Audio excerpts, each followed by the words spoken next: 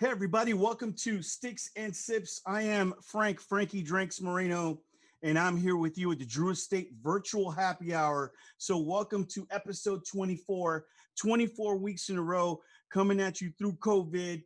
So happy you guys could join us. We've got a monster, and I do mean monster episode, or maybe it's a Rocky episode. I'm not quite sure, but just wait because we've got a whole ton of knowledge for you. We have a whole ton of fun, and we've got a whole bunch of controversy, which I'm not getting to right now. But without further ado, what's a happy hour without a happy hour menu? So let's take a look at that beautiful menu we got for tonight.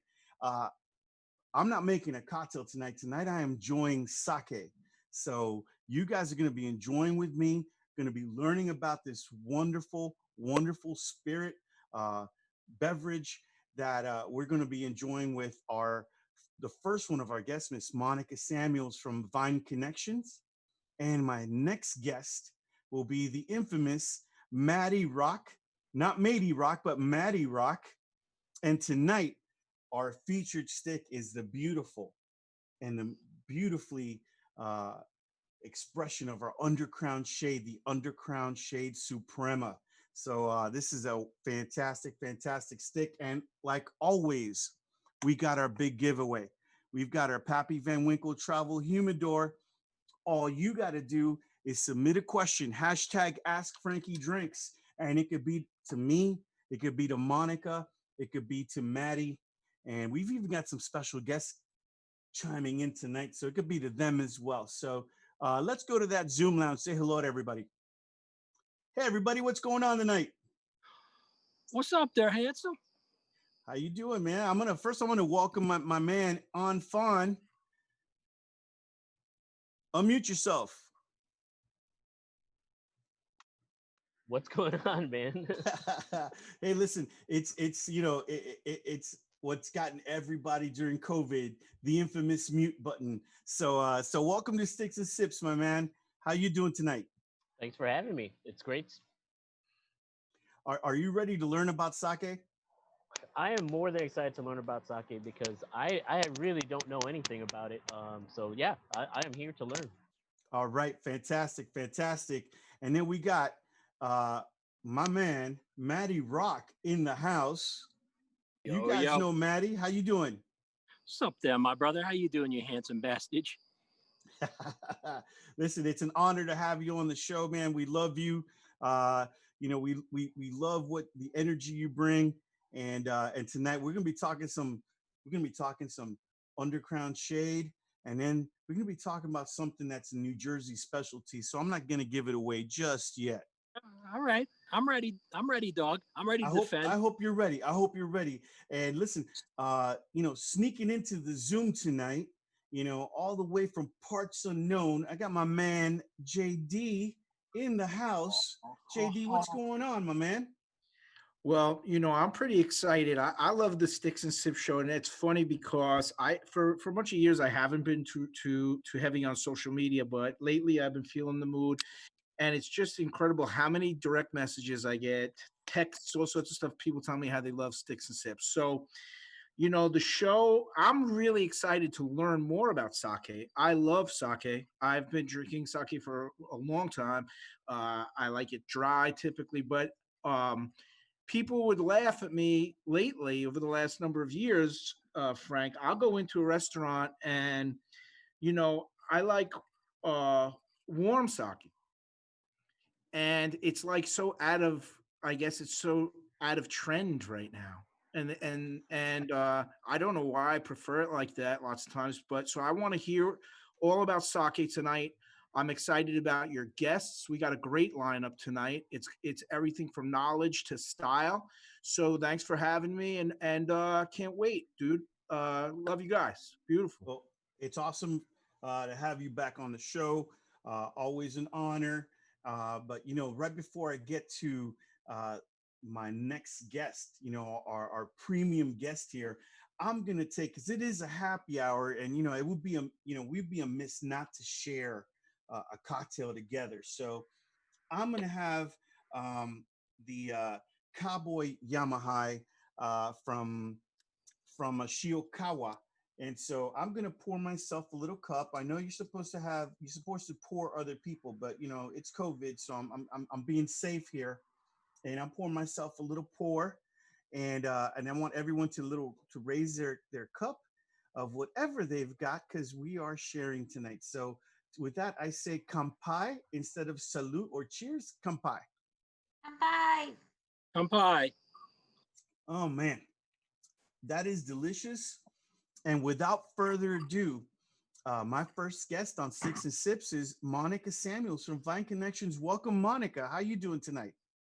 I'm great, Frank. Thanks so much for having me. This is really fun.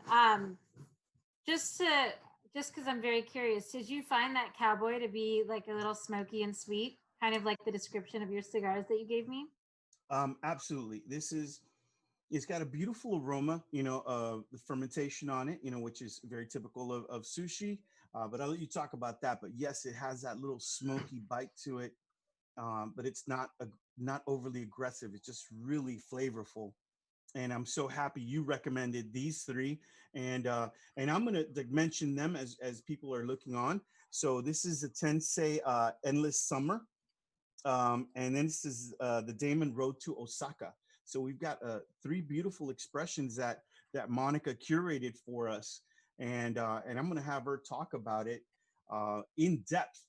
But more importantly, Monica, I'm gonna start you with the biggest question of the night for everybody out there. What exactly is sake? That's a great question because I think people always try to fit it into the category of something else. And so people are like, oh, sake is a rice wine or sake is brewed. So it must be like a beer or it's clear. And I've done little tiny shots of it. So it must be like vodka. And sake is actually its own category. It's not wine because it's not made from a fruit. It is brewed, but it's a lot higher in alcohol than beer, and it has a very different fermentation process. And it's not distilled, so it's not a spirit. I always say it's built like a beer, but it drinks like a wine. And like a beer, the water is really important, and the actual skill of the producer is really the most important thing. You know, with wine, it's very easy to say, oh, I like wine from Oregon, or I like wine from Burgundy, or I like champagne. But with sake or with beer, you can't say, oh, I only drink beer from Michigan. You know, that would make you sound like someone who doesn't really know about beer.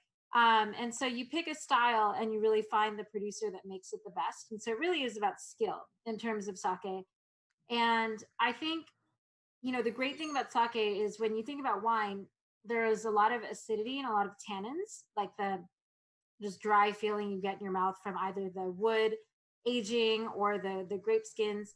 And with sake, there's no tannins and there's very low acidity, so it's not going to clash with any sort of food or cigars. Like I was really excited that you guys reached out to me to do this event because I've never done sake and cigars, and I've smoked a lot of cigars in my life, and hopefully I'll get yours very soon so I can enjoy them with these sakes before I finish drinking them.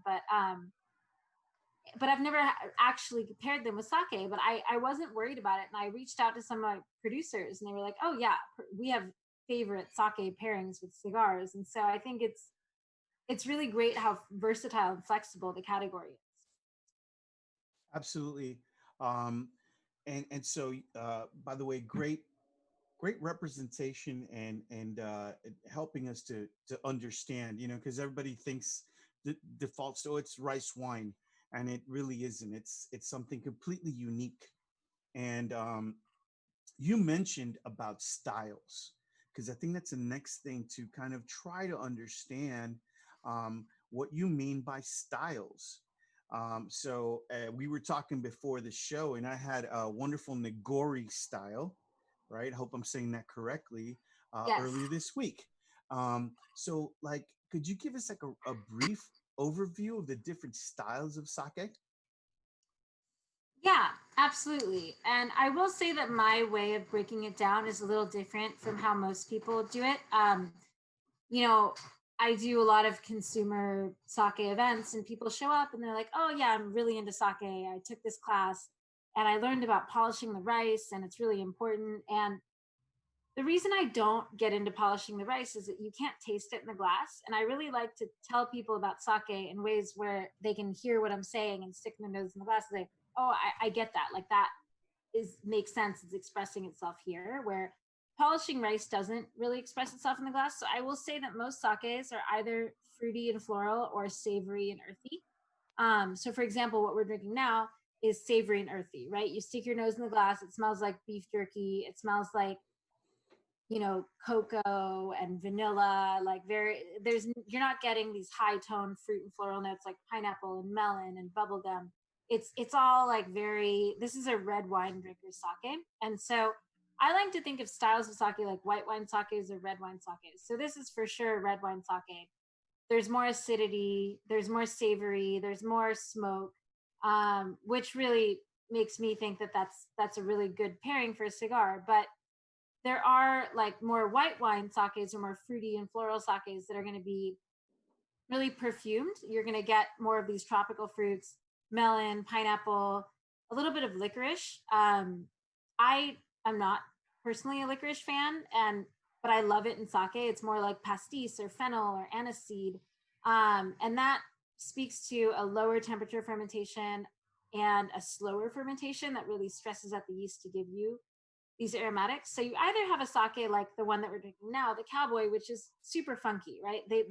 It's a wild style of fermentation. They want this sake to be exposed to a lot of crazy stuff in the air, like wild yeast and bacteria, and they want it to have this smoke and savory and kind of almost cheese note to it, where I think if we move down the line with the Endless Summer and the Road sake, you'll find a lot more of a pretty elegance to it. And so I think if you can, as a consumer, if you can decide if you want to be on the dark side and kind of the funky side, or if you want that like really pretty lifted style, that's the most important decision you can make. That's awesome. By the way, I am a fan of the dark funky style because those are some of the things that I personally enjoy. But I also enjoy the floral part. So just to say this for probably the 24th time over 24 episodes, where we're trying to get people to understand what makes a compliment, and I often explain it very simply. You're either reinforcing flavor or you're contrasting flavor, and in that you're going to find your complement. So you can take two approaches. So I think with our Shade Suprema, if you want to reinforce that richness of the tobacco, then you're going to go with the Cowboy Yamaha. And then if you want to contrast it, then you go with the light and floral, the fruity floral. And then in that contrast, you're going to find a great complement, because I think all three of these are fantastic.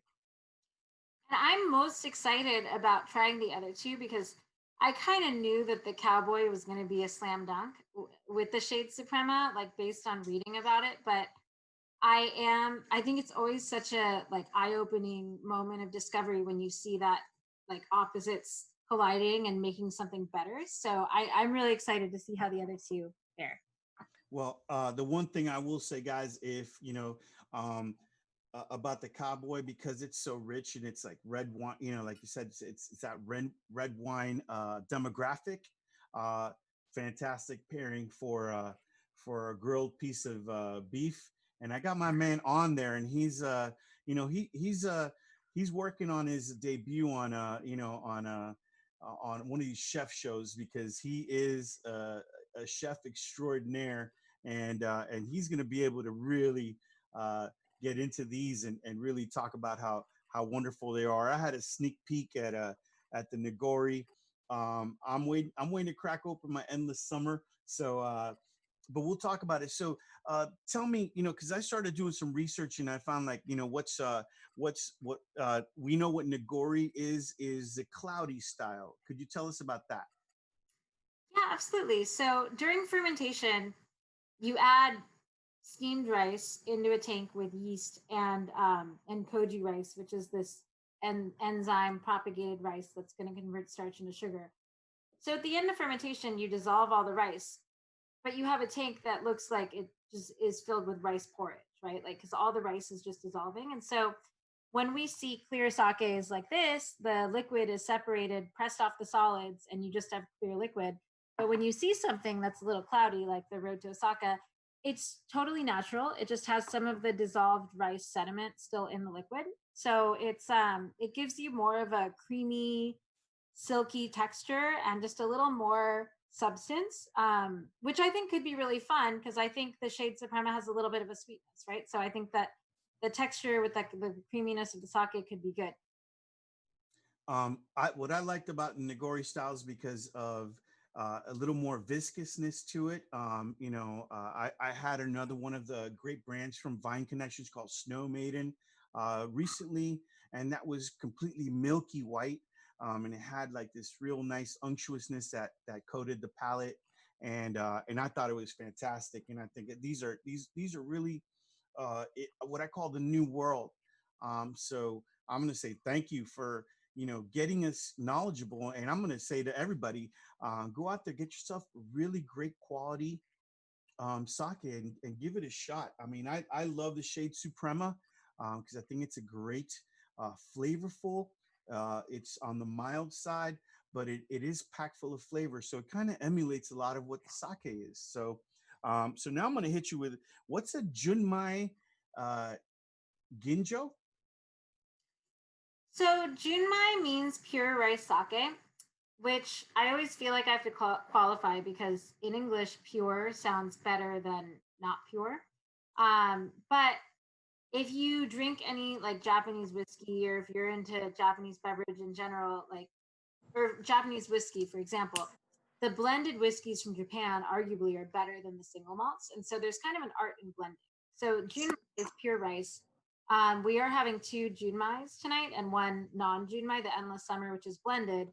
Blending is not done to make a cheaper sake or to Joey's got the sake. Yes. Blending's not done to make a cheaper sake. It's done to really like fine tune exactly the characteristics that you want to show. So when you see junmai, it means pure rice sake. Generally means you're gonna have higher acidity, more umami, or more of these like, savory miso, soy sauce, caramel, kind of those fermented rice characteristics, and just more rice in general. Like more, I know it's weird to stick your nose in a glass of wine and say, oh, this smells like grapes. But with sake, you really do, from junmai, you get like a steamed rice aroma, a steamed rice kind of soft, marshmallowy, pillowy quality in the mouth, where the Endless Summer, which is the only non-junmai we're having, is going to have more of a like a lean quality. It's more racy, it's more linear on the palate, it's brighter, and it's more one-dimensional, where the junmais are going to evolve a lot more in the glass. And then ginjo is just a more premium term. So ginjo refers to that lower temperature, super cold fermentation. So you're going to have more expressive sake aromatically, and it's going to be just more elegant and easy drinking. Like ginjo should be the opposite of harsh or rough around the edges. It should just be like really, really pristine and pure as it's going down your throat.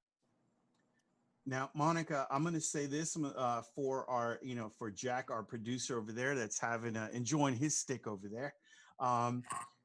So if people want to know more about your sakes, vineconnections.com, right?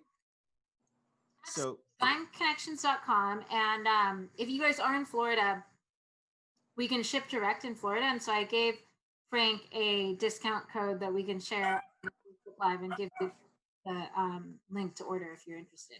What's the discount code again? Because I think it's just Sticks and Sips 20 for a 20% discount. All right.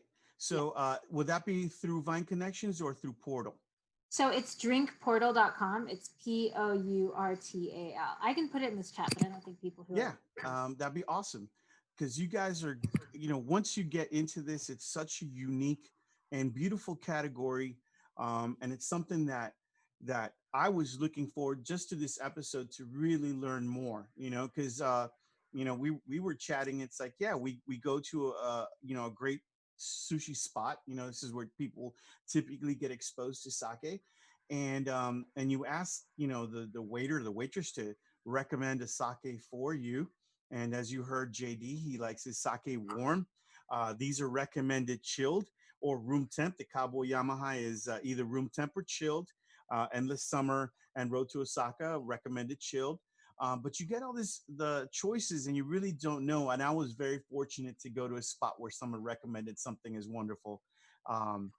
So I know you had a question for Monica, and this is like, so just to let everybody know, you don't qualify as an employee of Drew Estate for the lovely Pappy Van Winkle humidor, but everyone else that hashtags Ask Frankie Drinks, and you can get a question to me or to to Matty, to Joey, to JD, and more importantly to Monica.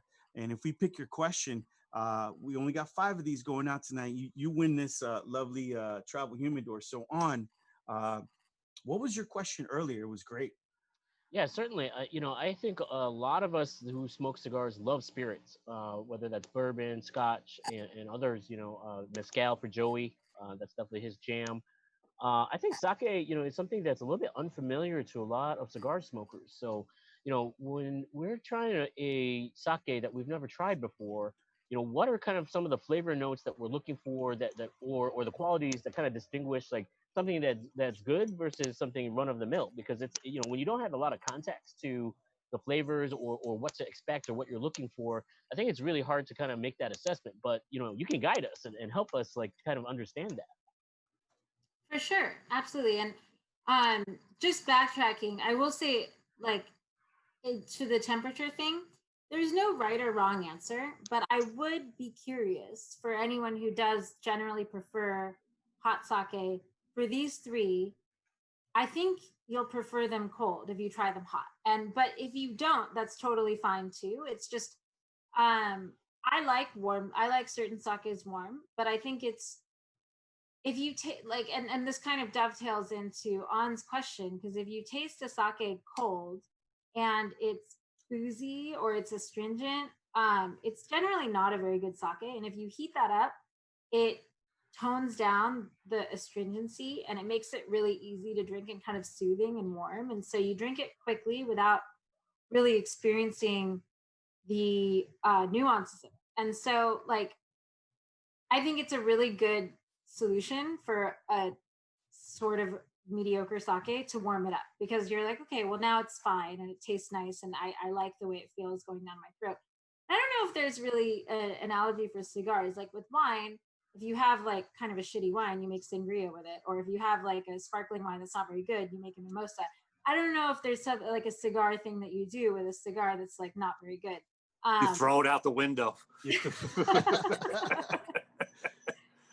But, I think in sake, like if I'm somewhere where I'm like, okay, well, they have hot sake and cold sake and they don't specify what they have, right? That's probably like walking into a cigar shop being like, okay, we have cigars. And you can't see the brands or any sort of like provenance specifications. You're probably like, okay, well, I'm going to just smoke this as quickly as possible to get the enjoyment of just smoking a cigar and get out of here. Which is how I feel about ordering hot sake in a restaurant a lot of the time, because you order and it comes like hotter than a cup of coffee, and nothing is meant to be savored alcohol wise when it's that hot. And so I think it's like a lot of not so good sake gets away with being served like that. But when you have really good sake, like I encourage you to try it hot, because there is no right or wrong answer. What I've learned from my time in the industry is that generally people do prefer it room temperature chilled as to hot if they are drinking really good sake. But once again, there's no right or wrong answer. And in terms of like what to look for, so you don't want booziness, you don't want astringency, you don't want something that seems disjointed. If you're having something that's more earthy or savory, you're gonna get like mushrooms, soy sauce, caramel, roasted nuts, coffee, chocolate. And if you're having something that's more like fruity and floral, you're probably going to get more melon, pineapple, strawberry, cherry, peach, definitely some of that anise, pastis, fennel quality. And banana is super common on both sides. With the fruity floral, you get like banana candy, and with more earthy and savory, you get more banana nut bread. Yeah, Monica, I'm gonna ask Joey. Thank you, Joey. You're having the endless summer. Yeah. What are you picking up? Well, one, it's just delicious. It's super subtle. I mean, and I think this goes for an American palate in general. We're so used to drinking high octane, all across the board. And so to, get something at a low ABV like this, you definitely have to approach it differently. I mean, I could probably suck the entire bottle down pretty easily, but just chilling with it. Mine is just chilled lightly. Yeah, it's got that light fruitiness, that melon quality, even a little bit of that floral note, like even like a hibiscus flower. It's just so pleasant. And Endless Summer is the greatest name, especially here in South Florida, where it is always summer. So this Joey, is like perfect. Joey, for me, like on that sake, I always get like, I think it's really salty. Like I love that like sea salt on the finish, which just really like makes it feel like it's a really beachy sake. And on the nose, I feel like it's got this like green apple Jolly Rancher quality. Yeah, definitely the green apple for sure. It's yummy. And It's just it's easy drinking, pleasant. I'm gonna have to hide this one. Yeah, it's very crushable. Oh yeah, that's what I said. I could drink this whole bottle down without even thinking about it. So yeah, no, it's super good. And again, it speaks to that. I think the Asian palate in general over the years of doing business, you realize how subtle and how more nuanced the palate is, and that goes from even just the foods, and nothing is over the top. There's subtle layers. It's much different approach. He's paying us a big compliment here with the Asian palate. Well, I mean, I'll say this is why it pairs super well with this Undercrown Suprema. I mean, with the Suprema, it's a very mild cigar. I think we started that in 2014, one of Willie Herrera's first attempts using Connecticut shade wrapper. And when you have this Connecticut shade wrapper that's very mild, and you go with the sake, I think that's a very great combination, because that's the art of pairing. The art of pairing is really complementing flavors rather than finding something that will overpower it.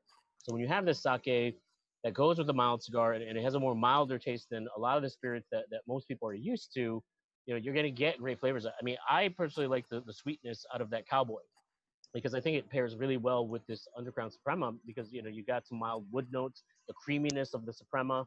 So I think if you've never tried sake before, it's a very good pairing with very mild cigars.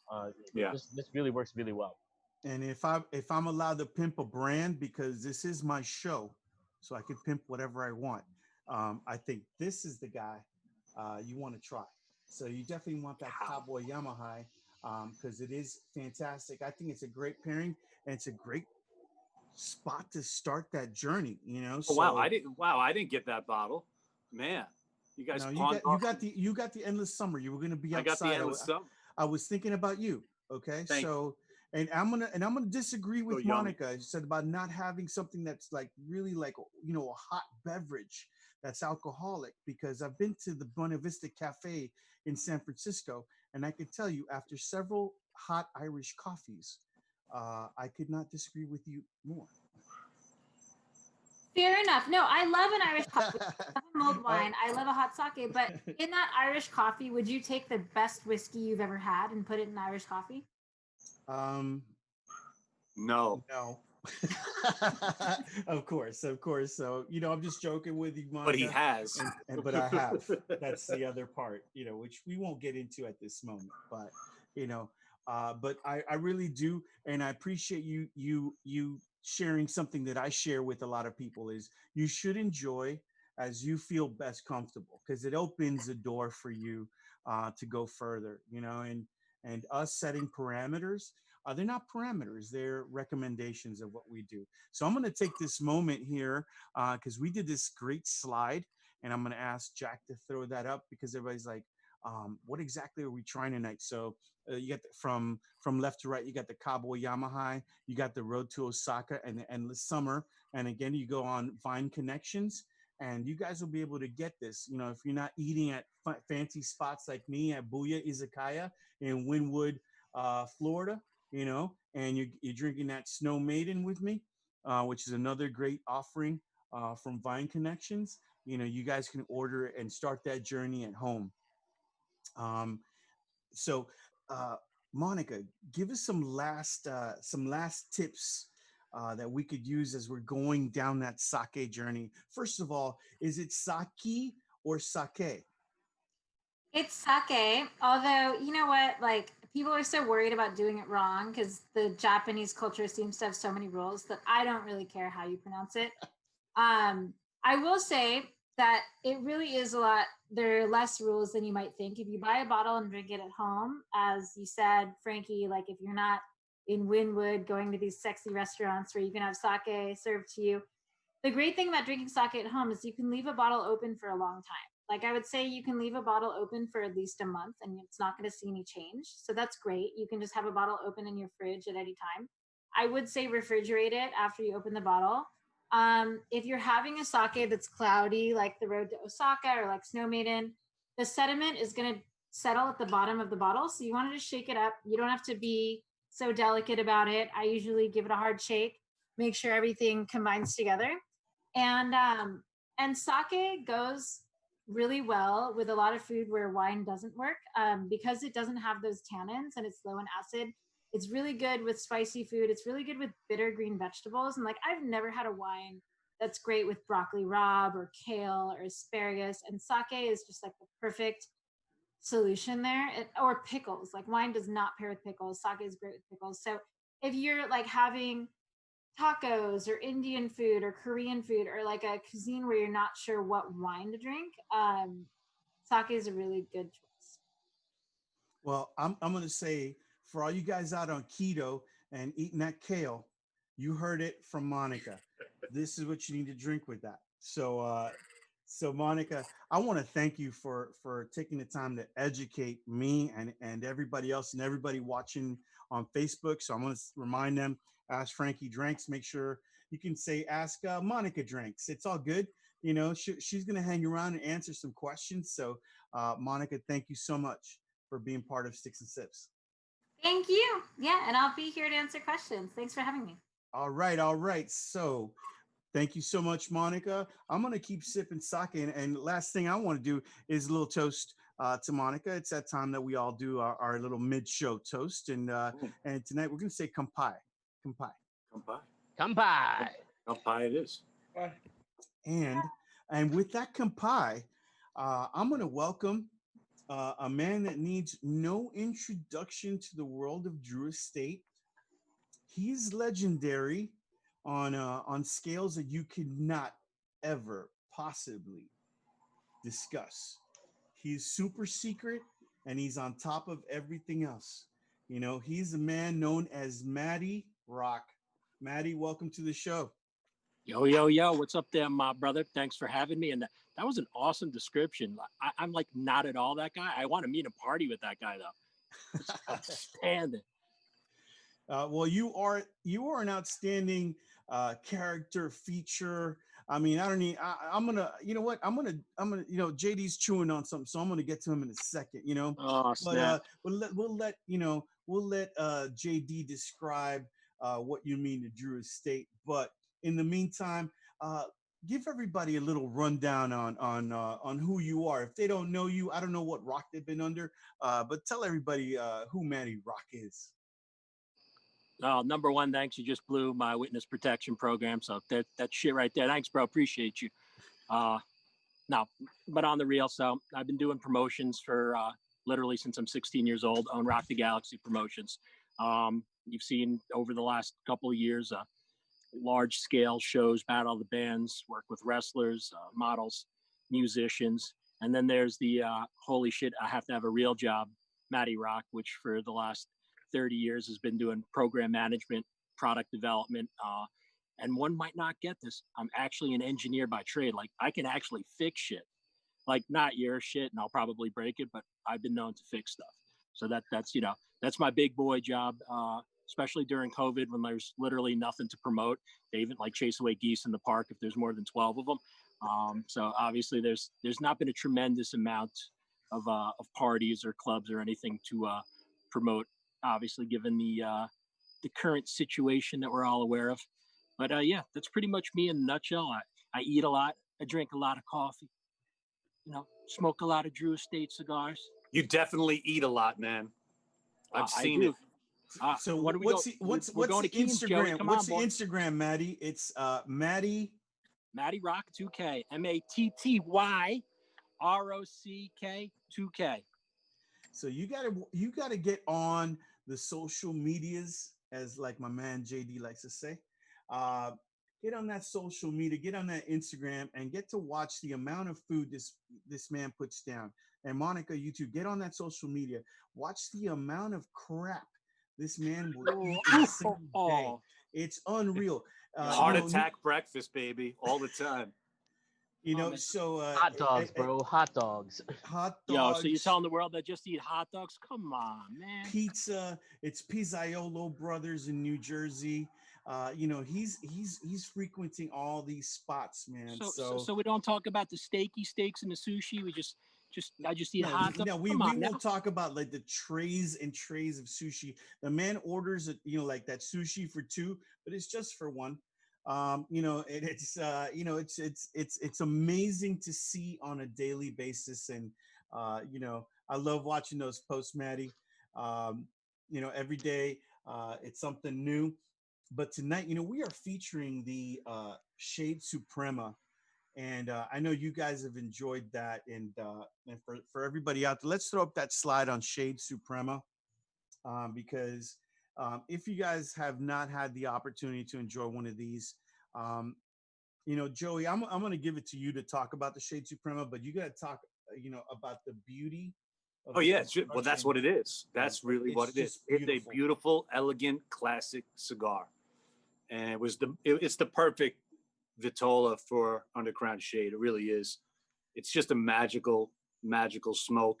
I mean, you had an ash going that was insane a couple minutes ago. So you just see how that thing burns. Super creamy, smooth, delicious, and just easy. You can knock back a box of those in short order. Right, and you're talking about, this is a 6 by 50-54, because it's kind of we call it it's not really a perfecto, right? Yep. Yeah, no, perfecto. Perfecto, but it actually grows in ring gauge as you get to the bottom, and this beautiful tapered edge. So you get a lot of this beautiful wrapper. We're getting this Ecuadorian Connecticut shade over Sumatran binder, and then that beautiful combo that's in our shade, right? It's Dominican Criollo 98. It's our Nicaraguan Corojo and Criollo. So I mean, you get that beautiful blend that's part of that cigar. And a beautiful pairing. And I couldn't have picked with the team more beautiful cigar to pair with such a beautiful sake tonight. So with that, Matty, I'm gonna bring you back in, because JD's like now unplugged, man. JD, tell me the story about Matty Rock from your perspective. Let's get the truth here. Well, I think that here it comes. Oh man. So Matty Rock is obviously a personal friend of mine and many of us at Drew Estate. And the interesting thing is, what you learn about Matty is he's this great friend to so many people. And someone says, "Hey, do you know Matty Rock?" And they go, "Yo, I can't believe you're friends with Matty Rock. I started following him a couple of years ago." And Matty's a person who makes you feel good about yourself. And I think the Drew Estate culture, where that fuck you company that we jumped out, went up really in this direction that was so different than the rest of the cigar industry, with rebirth of cigars and everything that we did between the graffiti, the hip hop, the urban space, and everything that we do and have done for 25 years. And Joey would attest to this, because he's the living, embellishment element of it. Is the attitude side of Drew Estate has just been enormous. And the other side of it, which is a strange dichotomy, is we're a very loving group where we have a deep sense of fellowship. So on one side, you got this just rough and tumble, little vicious, nasty, Wu-Tang style bullshit. We're street thugs, baby. And on the other side of it is this deep love of each other, and just going to bat for each other and being there for each other. And this piece of the cigar culture that Drew Estate has single-handedly changed and set the stage for other companies to then come on board with our movement, which has been this huge fellowship space. So I think the reason that Matty has become one of us, and we share in his world as well, is because he really fits into this space of, you know, that loyalty factor and being good to each other and people having that Taylor Ham approach. So that's what Matty's about. And he eats a lot, and you know, JD eats a lot. So it's Husky, baby, husky. You know, the Huskies, that's where we're at right now. Well, I'm gonna pipe in. I'm gonna say that, you know, Matty is a great part of that Drew Estate family, and it's always incredible. You know, it's been way too long since I've seen him and shared some time with him. But now I'm gonna get him. I just wait. Hold on a second. I just have to say one thing about Matty. I'm depressed that you are dressed so plainly, if I may put it so plain. Right. You're We not were in fully your expecting full- the. I mean, the, when I uh, think le- of Matty leopard Rock, print I I'm suit. not think wearing of any pants, so unless we I want mean, to go I to think a place we Matty don't wanna Rock. I go. think wild style, man. Where's the Listen, wild style? Matty, we're in a Whoa! Zoom era. Nobody has been wearing any pants. But on this, before you let that secret out of the room, Matty, Mr. Rock, I'm going to ask you a very important question. This is going coast to coast. This is going from New York to California, from Florida to Washington to Norway to Germany to Honduras. We're even broadcasting out to Australia. So my man Drew Baga out there, hello. But this is the point of the show where we're gonna hit some controversy. So All right. Monica, tighten your belt because this is real deal here. Right. Matty, what is this? My friend, that is what is known as Taylor Ham. Taylor Ham. Baloney. Oh, number one, Joey, being a New Yorker, this is just terrible. Terrible. You're getting demerits taken away. I'm gonna have none of it. So wait, you all ready for me to drop a little history lesson? So first and foremost, I'll be all respectful. So, as a fine American, and we don't believe that big government should play in any business, right? Because especially in the tobacco industry, right? This is where I depart right here. No. You staying right here, son. I got a video of you calling it Taylor Ham, baby. No. Okay. No, not happening. Number one, to the audience out there, check this out. This is the original. That's right. I came packing info. This is the original Taylor Ham label. The original. What's that saying there, kids? It says Taylor Ham. Oh, for fuck's sake. Angry Italian midget. Oh, time to go puke up dinner. But anyway, this is the original label. And hold on, I got some more knowledge to drop on this here sheet of paper that I will share with anybody that would like. Mr. John Taylor made his Taylor Ham. Hey, mute monkey balls over there for a second until I finish this. 1853, John Taylor created Taylor Ham for, look at the little circle action. For 50 years, the dude sold it as Taylor Ham. The predecessor to the FDA, and I know you're all booing because I said FDA. The predecessor to the FDA was catching heat from the hand manufacturers of the United States and says this dude may not call it ham. You have to change the name. So if Pete's real name was Brittany, which it probably was, and he was Brittany for 40 years, if the government said that poor Brittany over here now has to be named Pete Totaro, are you a loyalist? No, you remember that Brittany was always Brittany. I still look at him and think Brittany. But according to you guys, and you know, FDA and government stepped right in. They made him change the name of it to make the ham manufacturers of the United States of America happy. So all of us loyalists here in North New Jersey honor the conviction of New Jersey's tastiest breakfast meat ever. 50 years sold as Taylor Ham, and then the government sold them out. I don't care what's on that label. Pete, if you don't think it, I'm going to get you on a date. You know I'm going to set you up on a date with, right? Come on, say it. Who are you getting set up with? I'm setting Pete up with Caitlyn Jenner because according to Pete, there was never a Bruce Jenner. It's not the original. So, you know, Caitlyn it is. Well, I'm gonna give my man, welcome Pete Totaro. Hello, everybody. For the opposition, on behalf of for you guys that are watching out there and like, what are these knuckleheads talking about? This is stuff that people in New Jersey fret over night and day. It's called John Taylor's Original Taylor Pork Roll. and that's the box I'm holding since 1856. Excuse me, sir, you've had your moment. And then and I've got a person that is going to take the side of pork roll. So Peter Totaro, are you a Taylor ham or are you a pork roll guy? 1000% pork roll. All you have to do is look at the package. Look at the package. I read the entire package. There's not one reference to the word ham on this package.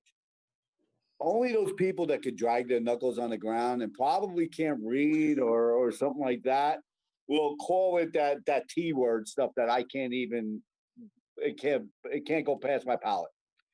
This has been, is, and always will be pork roll. You have has been. No, sir.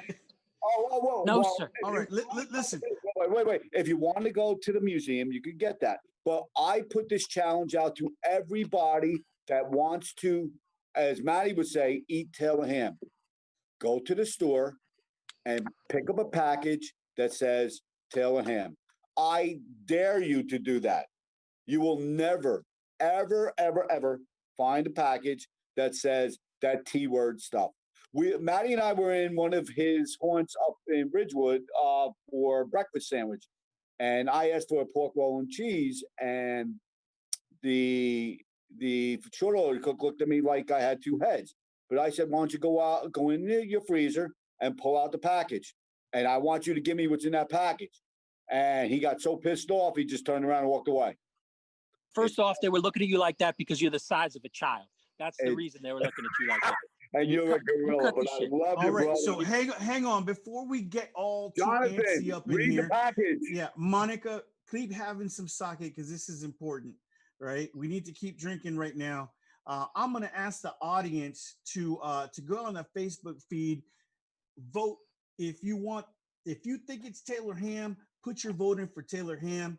If you think if you're Team Matty, and if you're Team Pete, and you call it pork roll, call it pork roll. Put your vote in, put your opinion in, because it's baloney, man. It's baloney. No team spam, no team baloney either. It's baloney all the way. It's poor man's baloney. All right, so I'm going to ask a question. Monica, have you ever had either Taylor ham or pork roll? I had Taylor ham, and it was a great experience. Pork sounds. Nobody's like ever Monica said that. Might be on the side of the original. The government forced name change. Monica, where did you enjoy this so-called tea ham stuff? I thought that the balance of salt and fat and umami was really beautiful. Like I didn't find that I was looking for anything else as a result.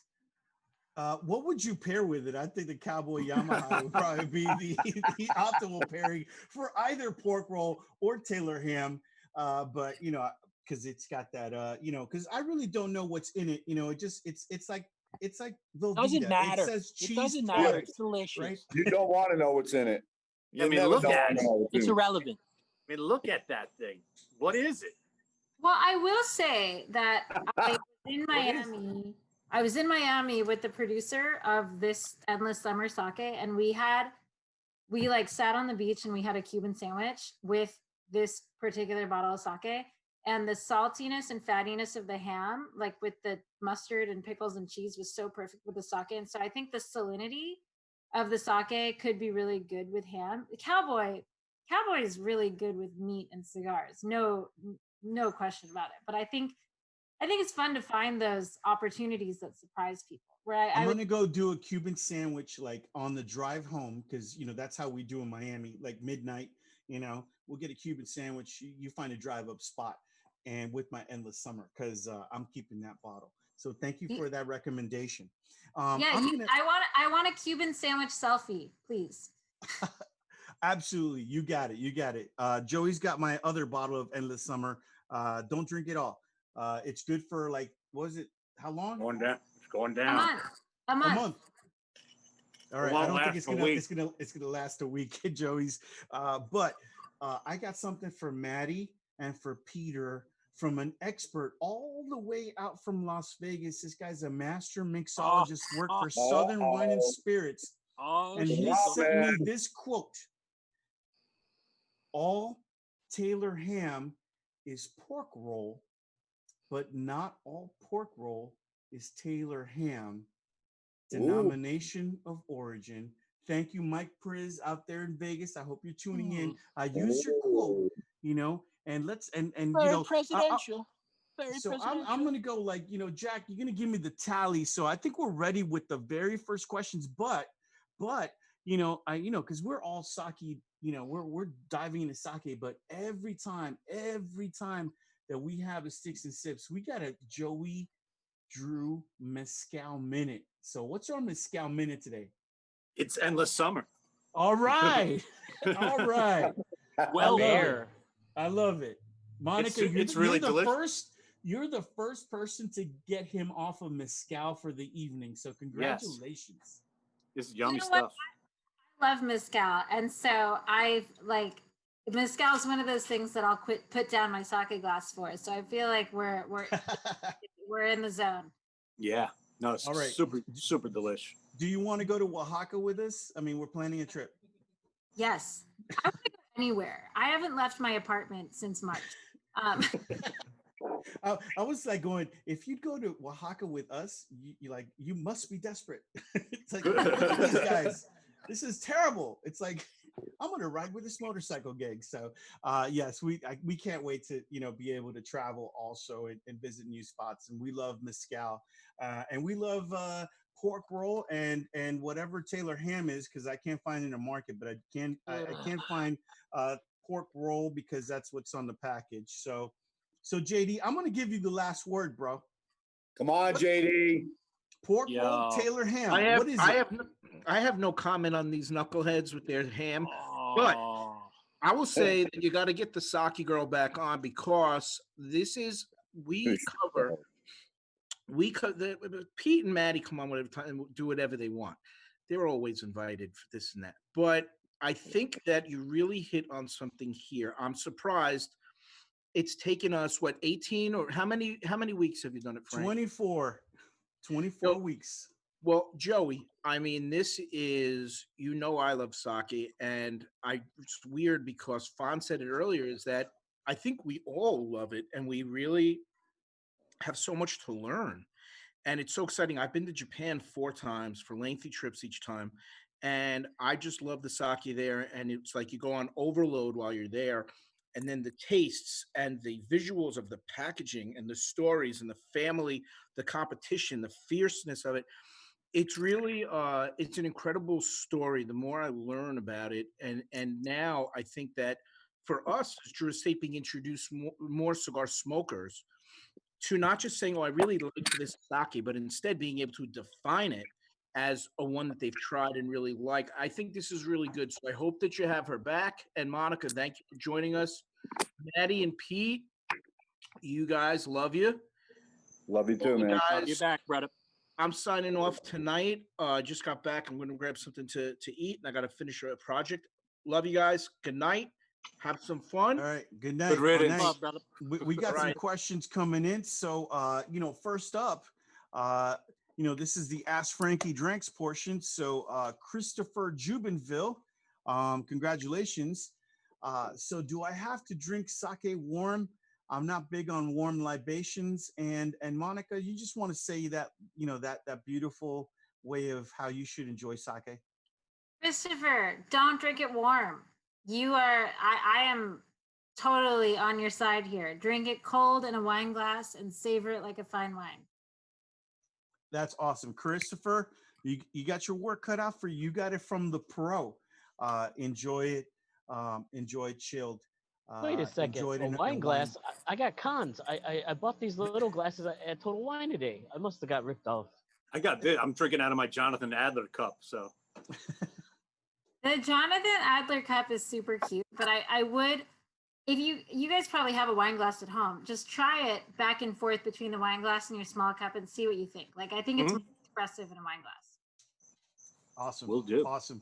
That's great information. I mean, even we were talking with Joey in regards to mezcal, the difference between having it in a copita and in a velorio. You know, so you can kind of like and get a it different changes the experience. expression. Yeah, 100%.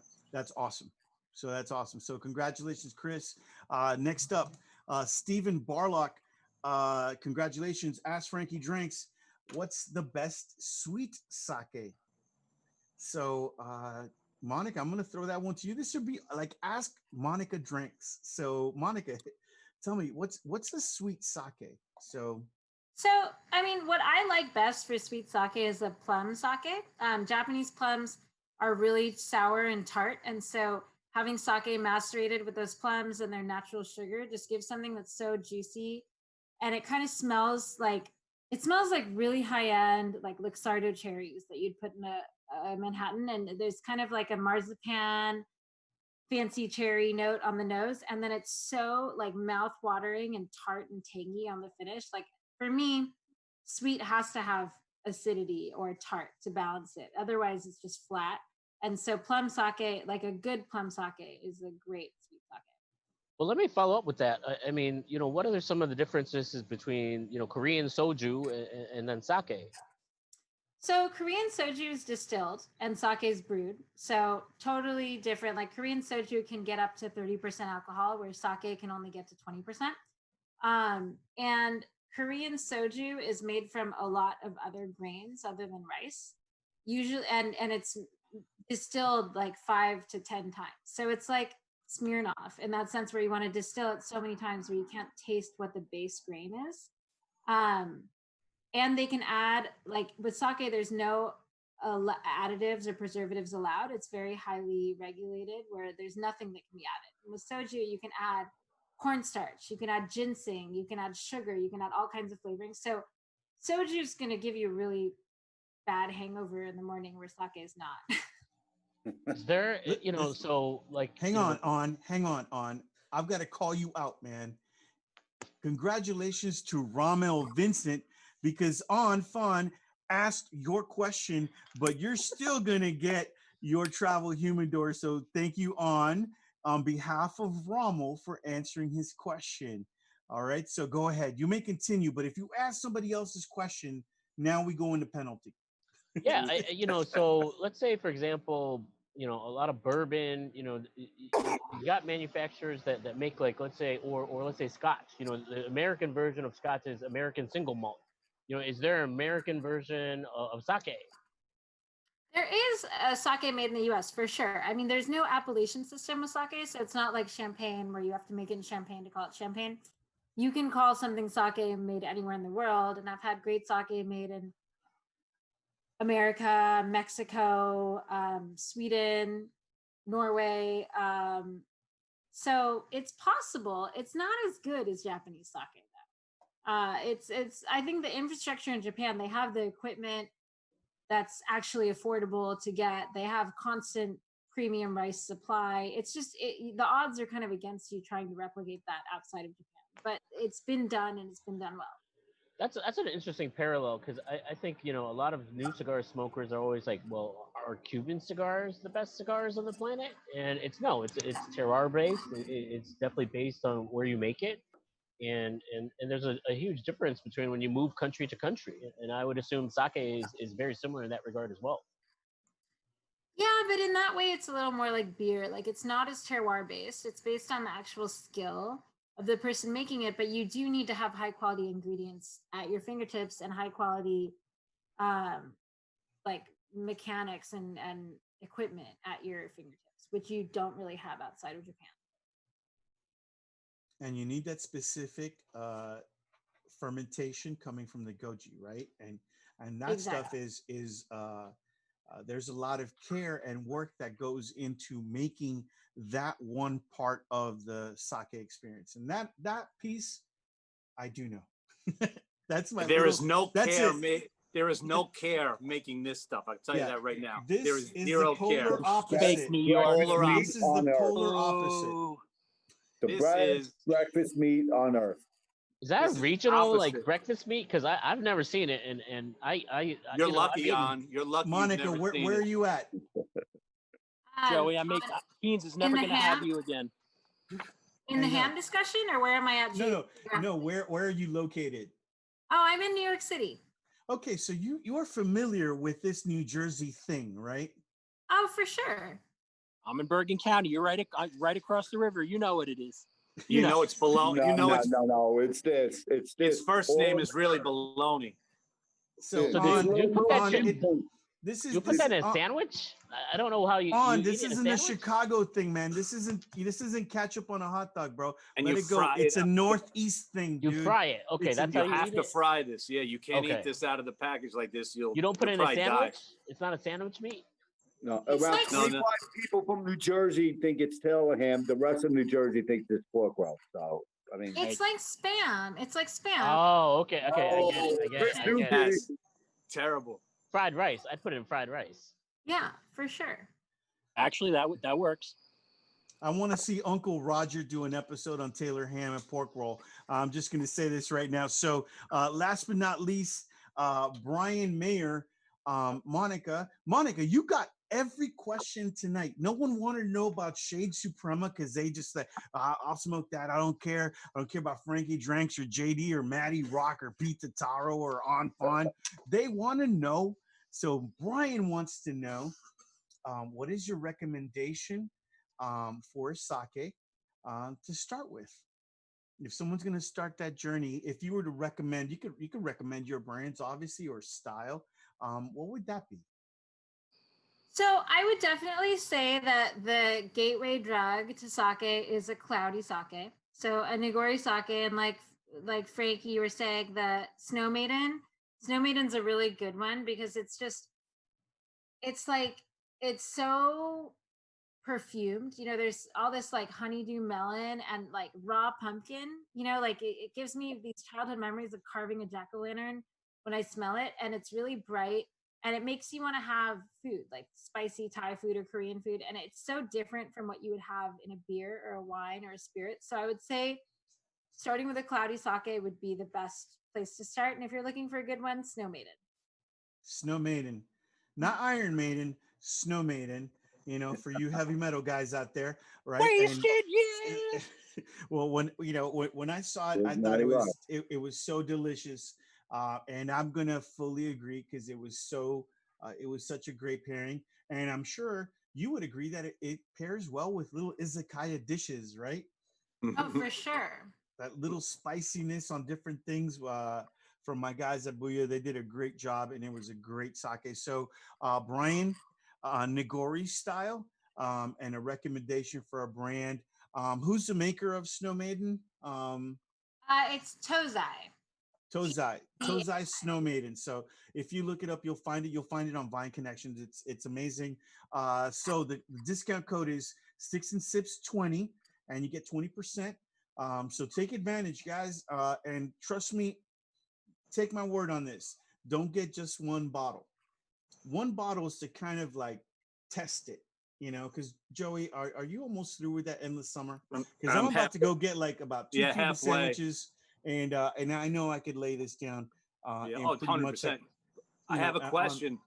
I have a question though. You can't win this. Okay? I'm not going to win it. I'm not winning anything. We're done with our 5 travel humidors, and I thank everybody for asking. I thank Monica for answering all those great questions. But now we'll leave it up to you guys. The Zoom Lounge is now open for you guys to ask all the questions you want. I got a question for Matty and for Pete. Each one of you build your breakfast sandwich. So how do you build your breakfast sandwich? What's the build on it? What's the components? Go ahead, Matty. You go first. All right. There's 2 perfect ways to get this going. Now, even though Pete's a sellout, he was originally from North Jersey, and then he went down to the South. I can't tell you the hurt there, but there's 2 ways. Now, what part of North Jersey, Pete? Bayonne? Lyndhurst, Hoboken West. Look, if you walk into any shop in northern New Jersey, you ask for TEC with SPK. That's Taylor ham, egg and cheese, salt, pepper, ketchup. It's always American cheese. Now, there's 2 ways we can go about it. Now, as we know, New York and New Jersey, especially North Jersey, are known for their bagels and their soft rolls. So bagels perfectly acceptable with that. Soft roll perfectly acceptable with that. You're not going to do wrong with either of them. But like I said, for me, you got to stick it. You could fried eggs, a bunch of slices of Taylor ham, nice American cheese, salt, pepper, ketchup. That's the way you do it. The bit, you want a big robust bunch of Taylor ham, so you can't pee for 3 days because of all the salt content on it. So you really got your best bang for the buck. 4 slices, and for everybody who's going to go out there and try this at home, you have to cut a little snippet on the sides of your Taylor ham. Joey, hold up the pork roll there, or did I just call it pork roll? Right, that's right. So you want to make like about 4 slits, east, north, south, east, west. And so when you're frying it up, it doesn't bubble into like that fried bologna that you had before. So, What it is. Because, only Joey. some processed meats, whatever. And you want to cook that up, right? Because it says it's fully cooked, but apparently you've got to cook it. I wouldn't eat that out of the package like that. No way. No. All right, Pete, how do you build your sandwich? The best and only way I could think of building that pork roll. You almost got me there. You almost got me. Now we have a place down by me that makes the best bagels I've ever had south of North Jersey. This place called JT's down in Lenoka Harbor, but it has to be an everything bagel. An everything bagel, which is huge, with at least 4 thick sliced pork roll and whichever cheese you want, but I like American cheese. I used to go with the egg on there. I bypass the egg because I just want the pork roll and cheese with the spiciness and the garlicky and the onion of the everything bagel. That every time, every day. And then I could drink 3 gallons of water because there's so much sodium in it. All right. That's the key. Yes. Frank, I have to jump off to get ready for a meeting that I have at absolutely. Thanks for having me. Thanks, everyone. First seeing you, Monica. of all, I want to say thank Monica. you. Thank you, Monica, for being on. Thank you for educating us on the beautiful, the beauty of sake. And more importantly, before you leave, is it Taylor ham or pork roll? And please sign off as soon as you say it. Come on, Monica. Thanks, On, for inviting me, and it's Taylor ham. You're just another victim, kid. Damn. You're just another victim. Shots were fired. Wow. Bam. Wow. And I don't know about that lady. And the wiener is. I don't know about that lady. So the poll right now. Hang on a second. Oh, Frankie doesn't have his glasses on. Are He you can't for see the screen. FDA? You like FDA meddling with your names? You like FDA screwing with your cigars? Then you're a pork roll guy. If you think the government should stay out of your tail, So the final tally. This is the final, and I'm gonna serve myself a little sake because this is gonna be a controversial moment right here. I have a little Sticks and Sips is a home to controversy. If you were out watching the Mescal episode, you know what I'm talking about. And the final tally is Taylor ham, 38%. Pork roll, 40%. And bologna, 21%. You're all dead to me. Dead.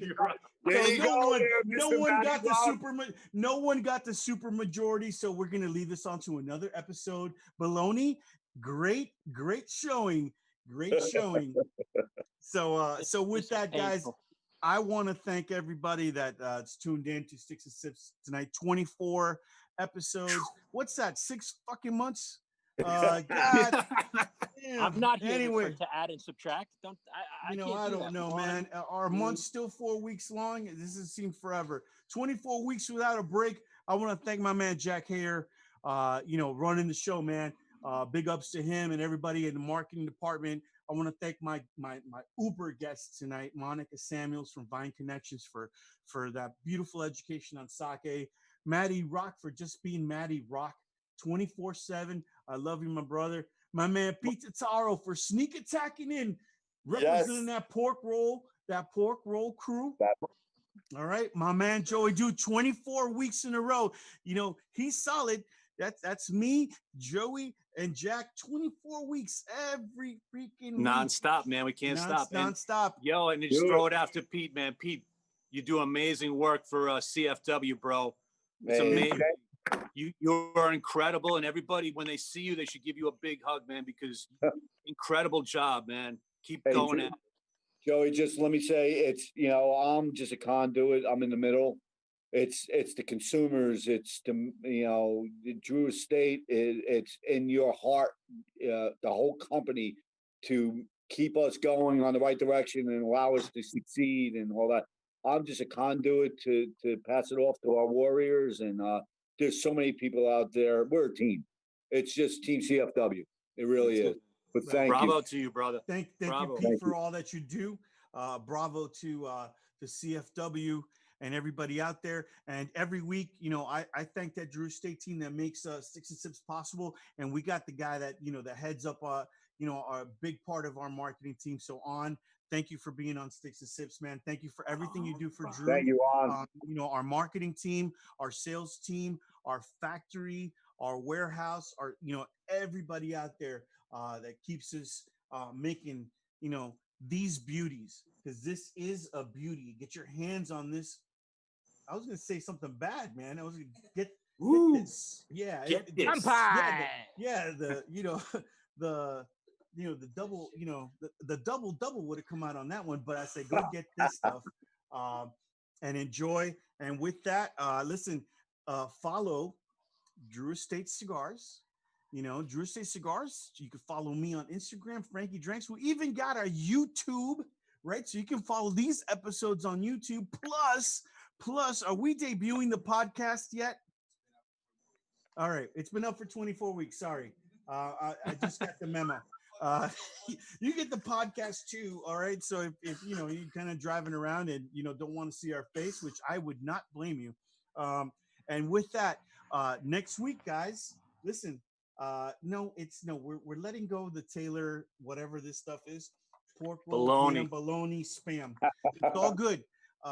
Next week, bourbon and BOTL.